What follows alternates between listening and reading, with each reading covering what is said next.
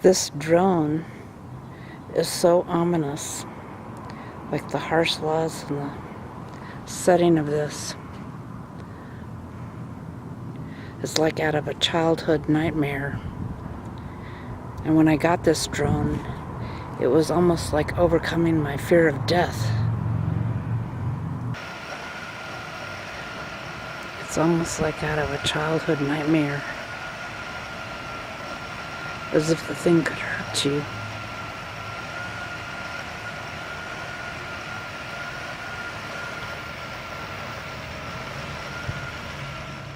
I really think it has some potential in psychology for overcoming PTSD and fears of death and fears of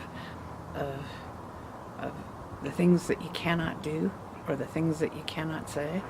So I think under the guidance of a skilled therapist, that drones could be very meaningful for people in their recoveries or in their treatment for a variety of illnesses and things like that.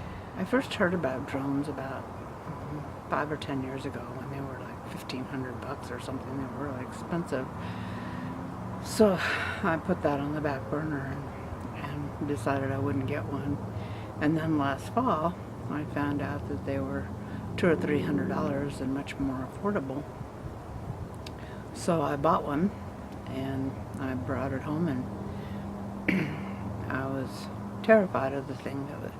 It reminded me of some kind of a childhood nightmare, some kind of a PTSD experience or something. And so I had a great deal of trouble trying to overcome my fear of just turning on the drone and letting the propellers spin, and let alone getting it up off the ground.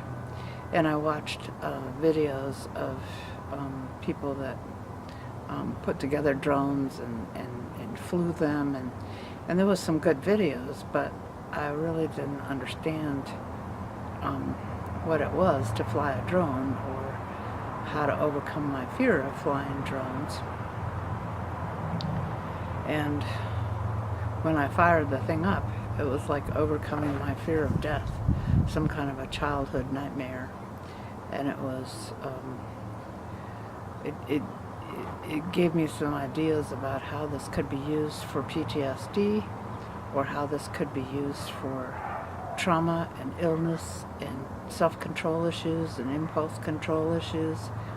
And I think it has a very promising future in the field of psychology.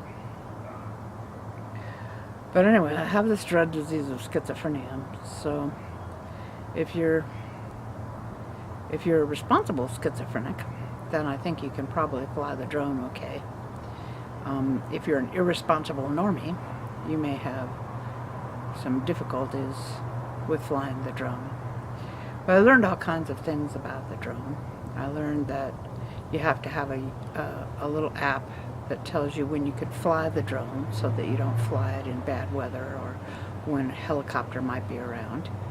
And I learned that you can't fly it in state or federal parks, and you have to be very careful where you fly it. And then when I went to get the thing assembled, because I saw videos of people assembling it, and I said, I don't have the special skills or the skill sets to assemble this little thing. And so I went online and found a drone repair expert, and he put it together for me for a mere $50, but it was well worth the price paid. And then I finally got the thing out into the park, and then I had to wait for people to finish their baseball games and to finish walking their dogs, and then I set the thing on the ground and put the battery in and fired the thing up, and I was scared to death. And then when it finally lifted off the ground, it lifted up, like 15 or 20 feet, and I was terrified, and I couldn't get the thing down, and finally I got it down. And so for those people who are terrified of drones, this is something that was made for you, just for you. Okay, so that brings us to the next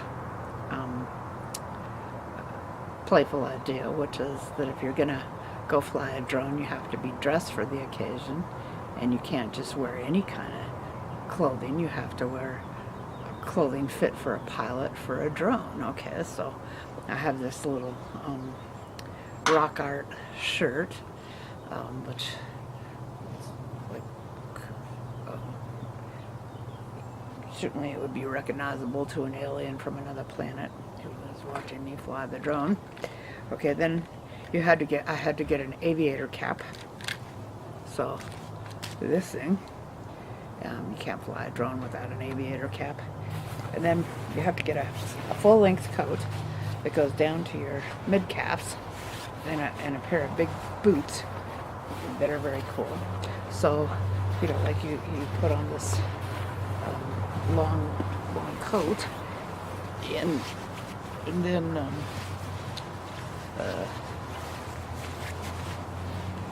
well, you just put on this coat, and then you are set to fly your little drone. Well, the other thing that you have to do is you have to name it, because until I named my drone was a source of fear. It was a source of fear to overcome.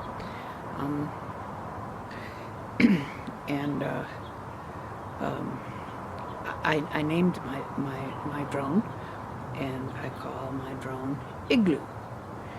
And Igloo has a little personality,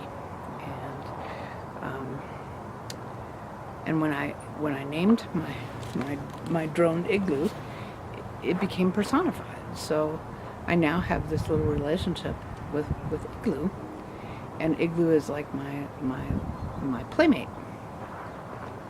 And it's not imaginary, it's real, so you have to keep your mind on the drone at all times. You can't let it go out of your sight. You have to be aware that it could be intercepted by drone hackers. You have to be aware that if you fly it too high, a gust of wind could carry it away, and you'd never see it again. So you have to be responsible when you're flying your drone. So I have a little gizmo on my drone, and you press it in, the propellers fly, and then you press another one, and it raises up off the ground for about 5 feet. So I don't take it much more than about 10 feet, and it's perfectly adequate for my purposes to, you know, film my dog or myself, or you know, with just playful things, and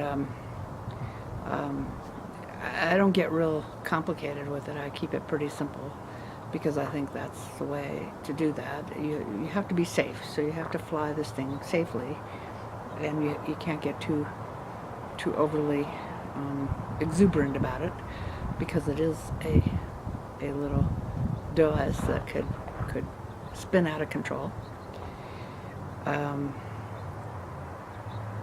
Just be careful. Just go slowly with it. Take your time. Get a drone playmate so that you can have someone to fly it with, and it can hover over your picnics. It can hover over your barbecues. It can hover over your walks with your dog in a park. So it's a very cool thing, and you have to have some fun with it. It's really fun to fly this thing.